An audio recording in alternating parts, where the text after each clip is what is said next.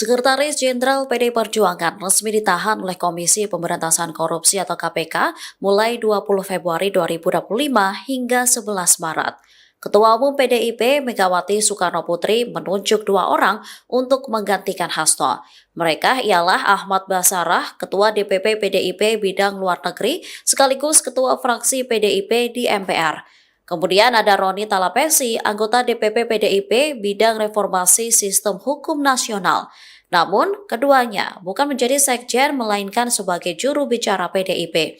Penunjukan jubir ini dilakukan dalam rangka menyampaikan kebijakan partai atau merespon isu-isu dinamika politik yang berkembang saat ini.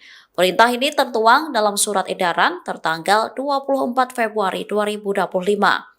Nantinya, Roni dan Ahmad Basarah diminta berkoordinasi dengan internal partai. Selain itu, melaporkan setiap perkembangan kepada Ketum PDIP. Download Tribun X sekarang, menghadirkan lokal menjadi Indonesia.